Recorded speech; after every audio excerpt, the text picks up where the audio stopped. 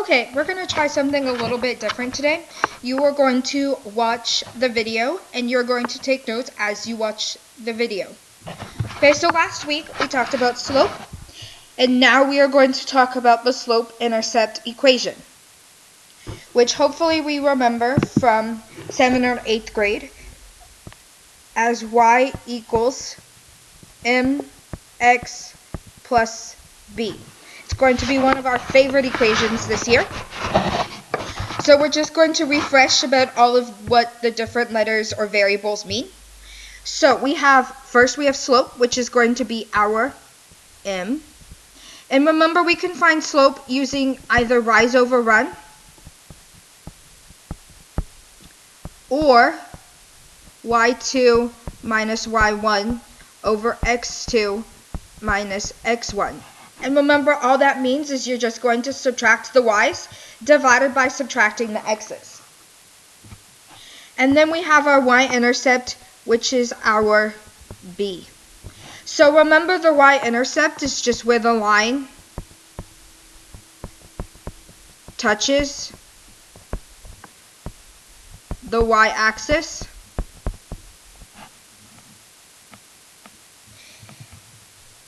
And so now we have the x-intercept, which we could also call it a 0, or we could call it a solution, or a root. Okay? We'll talk about solution and probably root next semester, but I wanted to go ahead and introduce those two vocabulary words to you. But for this semester, you'll mostly hear x-intercept or 0. Okay? And so that's very similar to the y-intercept. It's just where the line touches the x-axis now. So instead of the y-axis, it is the x-axis. So now we're actually going to find the equation for this graph right here. And so in order to do that, we need the slope and we need the y-intercept. So remember, we're going to first find slope. So since we have a graph, I'm just going to use rise over run. So I'm going to pick 2 points. Here's one point down here. And here's another point right here. So remember, you want to pick points that are going to be in the 4 corners of your graph. So you could pick a point here, here, here, or here. Don't pick a point that's like in the middle right here. So that's not going to work where my pen is right now. So remember, it's just rise over run. So how much you go up? 1, 2, 3, 4, 5, 6. 1, 2. Since I went to the left 2, it's going to be -2. So my slope is 6 over -2. I'm going to type that in my calculator. And you should get -3.